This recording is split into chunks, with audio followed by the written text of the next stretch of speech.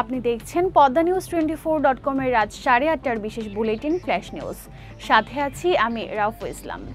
facebook.com/poddanews24 page follow করে আমাদের সাথে থাকুন। আগামী 16 জুন পালিত হবে পবিত্র ঈদুল আজহা। এই পবিত্র মাসে দেশে থেকে অনেকেই যান হজ করতে। তবে এবছর হজে যাওয়া নিয়ে সংকট দেখা দিয়েছে। এজেন্সি অ্যাসোসিয়েশন অফ বাংলাদেশ একে অপরকে দোষারোপ করছে। বিস্তারিত ডেস্ক রিপোর্টে।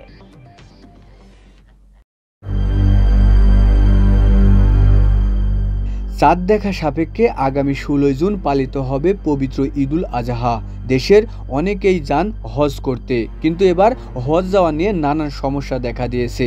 এজন্য হজ এজেন্সি অ্যাসোসিয়েশন অব বাংলাদেশ এবং ধর্ম মন্ত্রণালয় একে অপরকে দোষারোপ করছে।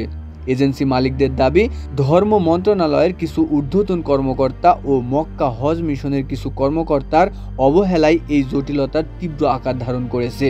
এর সমাধান না হলে এবার হজে বিশৃঙ্খলার আশঙ্কা রয়েছে। অন্যদিকে মন্ত্রণালয়ের দাবি, এজন্য দায়ী ওই এজেন্সিগুলোর মনোভাব। এবার সময় মতো মুয়াজ্জিম ভিসা না পাওয়া এবং সুষ্ঠু হজ ব্যবস্থাপনার কিছু জটিলতা সৃষ্টি হয়েছে বলেও জানিয়েছেন এজেন্সির মালিকরা। এজেন্সির মালিকদের তরফে বুধবার অনুষ্ঠিত সংবাদ সম্মেলনে হাবিবুল্লাহ মোহাম্মদ কুতুবুদ্দিন বলেন, হজযাত্রীদের ভিসা ইস্যু বন্ধ হয়ে যাবে খুব শীঘ্রই, তাই আগেই ওই ভিসার কাজ শেষ করতে হবে। অবহেলার কারণে হজযাত্রীদের যাওয়া অনিশ্চিত হলে সেই এজেন্সির বিরুদ্ধে আইন অনুযায়ী ব্যবস্থা নেওয়া হবে। কুতুবুদ্দিন জানান, এজেন্সি মালিকদের ভিসা জটিলতার কারণে তারা সৌদি যেতে পারেননি এবং এখনও সৌদির অ্যাকাউন্টে টাকা জমা করা হয়নি। সেখানে থাকার জন্য বাড়ি ভাড়াও করতে পারেননি। হজযাত্রীদের আনুষঙ্গিক সবকিছু সম্পাদন করার জন্য মক্কা হজ মিশন ও ধর্ম মন্ত্রণালয় সৌদি সরকারের সঙ্গে বিষয়গুলি নিষ্পত্তি করতে না পারলে হজযাত্রা অনিশ্চিত হয়ে যাবে। প্রতি বছর অন্তত 1 মাস আগে থেকেই শুরু হয় হজ ফ্লাইট। চূড়ান্ত হজযাত্রীদের তালিকা না পাওয়ায় ঘোষণা হয়নি ফ্লাইট শিডিউলও। ফলে প্রায় 18,000 হজযাত্রীর মুজদালিফায় যাওয়ার অনিশ্চয়তা সহ বেশ কিছু জটিলতা দেখা দিয়েছে। ধর্ম মন্ত্রণালয়ের অতিরিক্ত সচিব মতিউল ইসলাম সংবাদ মাধ্যমকে বলেন, সৌদি আরবে হজ মিশনের মাধ্যমে এই সমস্যা সমাধানের চেষ্টা চলছে, দ্রুত সমাধান হয়ে যাবে। মুস্তাফিজুর রহমান, পদ্মা নিউজ।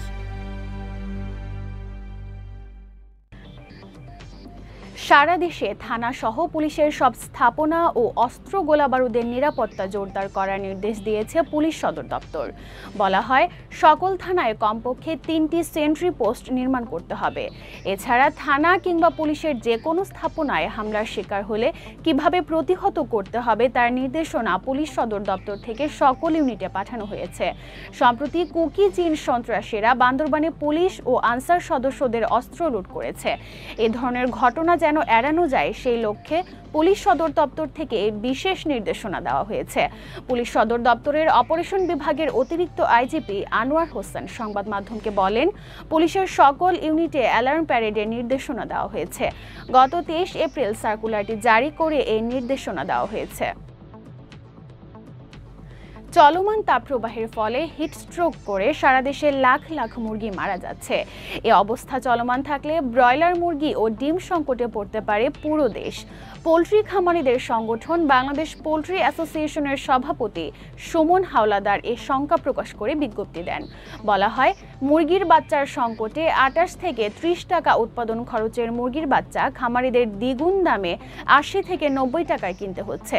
এখন চলমান তাপপ্রবাহের ফলে হিটস্ট্রোক কারণে সারা দেশে প্রতিদিন প্রায় 1 লাখ মুরগি মারা যাচ্ছে। এই ভয়ানক পরিস্থিতিতে ডিম ও মুরগি উৎপাদন 4 থেকে 10% পর্যন্ত উল্লেখযোগ্য হারে কমেছে। গত 10 থেকে 12 দিন সারা দেশে 10 লাখের বেশি ব্রয়লার, লেয়ার ও সোনালী মুরগি মারা গেছে। জলবায়ু পরিবর্তনের মারাত্মক ক্ষতি শিকার চাঁপাইনবাবগঞ্জের চরপাকা নারায়ণপুর। খরা, নদী ভাঙ্গন ও বন্যার মতো দুর্যোগের সাথে প্রতিনিয়ত লড়াই করে টিকে আছে এই চরের মানুষগুলো। সবচেয়ে অসহায় অবস্থা এখানকার প্রসূতি নারীদের। বাচ্চা প্রসবের জন্য নৌকায় তাদের যেতে হয় শহরের হাসপাতালে। অনেক সময় নৌকায় তাদের বাচ্চা প্রসব হয়ে যায়, আবার কেউ বা বাচ্চা প্রসব করতে গিয়ে নৌকাতে ঢলে পড়ে মৃত্যুর কোলে। বিস্তারিত দেখুন শামসাদ জাহানের বিশেষ প্রতিবেদনে।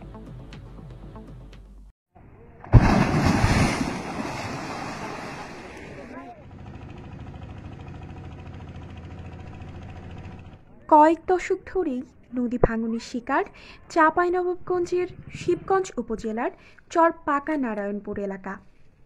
এমনও অনেক পরিবার আছে যাদের অন্তত 4 থেকে 5 বার বসত ভিটা সরিয়ে নিতে হয়েছে। নদী ভাঙনের জন্য গ্রাম জুড়ে চলছে বসতবাড়ি সরানোর কাজ। নতুন যেখানে বসবাস শুরু করছেন সেখানেও কতদিন থাকতে পারবেন তা নিয়ে আছে দুশ্চিন্তা। 7-8 বার বাড়ি ভাঙা হয়ে গেছে, ফের বাড়ি ভাঙা হয়েছে। আমাদের খুব সমস্যা নদীর ভাঙনে। ডাক্তার কাছে যাওয়া যায় না, নৌকা যায় না, কত অসুখ বিসুখে ভুগছি। আমাদের কোনো অসুখ বিসুখ ভালো হলে আমরা চিকিৎসা দিতে পারছি না। আমাদের ডেলিভারি হলে আমাদেরকে নদীর মাঝখানে বা নদীতে যাওয়ার অসুবিধা হয়, আমাদের খুব কঠিন সমস্যা হয়।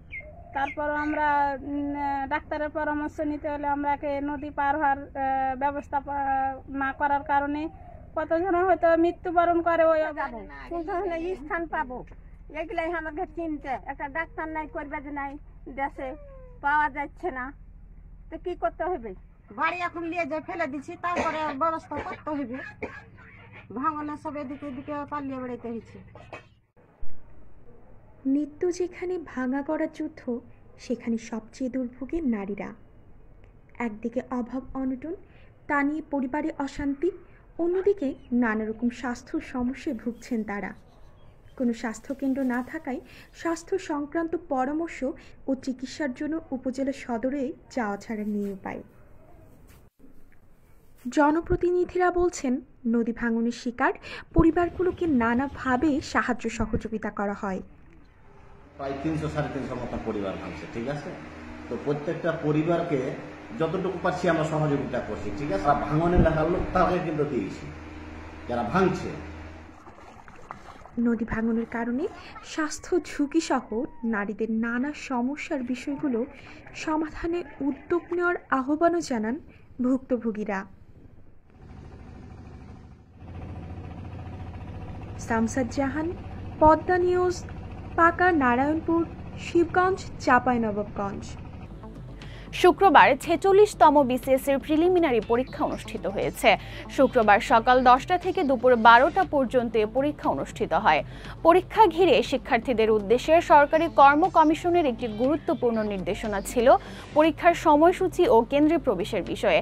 তবে অধিকাংশ শিক্ষার্থীদের কাছে নির্দেশনাটি পৌঁছেছে পরীক্ষা শুরুর 16 মিনিট পর।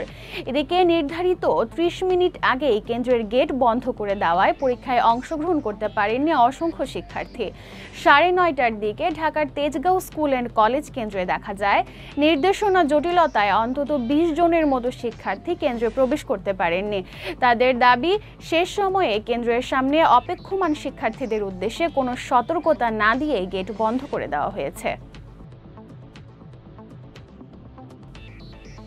ইরানের সামরিক বাহিনীর সঙ্গে বাণিজ্যিক সম্পর্কে জড়িত থাকায় 3টি ভারতীয় কোম্পানি সহ 1 ডজনেরও বেশি সংস্থা, ব্যক্তি এবং জাহাজের উপর নিষেধাজ্ঞা আরোপ করেছে যুক্তরাষ্ট্র। ভারতীয় সংবাদ মাধ্যম এনডিটিভি জানিয়েছে, ইরানের সামরিক বাহিনীর সঙ্গে অবৈধ বাণিজ্য থাকা এবং ড্রোন সরবরাহের কারণে ওই 3টি কোম্পানির উপর নিষেধাজ্ঞা দেওয়া হয়েছে।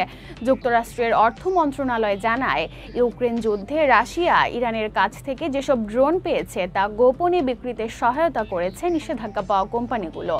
নিষেধাজ্ঞা পাওয়া কোম্পানিগুলো হলো Zen shipping, port India private limited এবং সি আর্ড শিপ ম্যানেজমেন্ট প্রাইভেট লিমিটেড। দক্ষিণ ইন্ডাস্ট্রির আলোচিত অভিনেত্রী তামান্না ভাটিয়া এখন বলিউডেরও পরিচিত মুখ। ক্যারিয়ারে দুর্দান্ত সময় পার করছেন, কিন্তু এরই মধ্যে বিপাকে পড়লেন তারকা। তাকে তলব করেছে ভারতের মহারাষ্ট্র সাইবার সেল।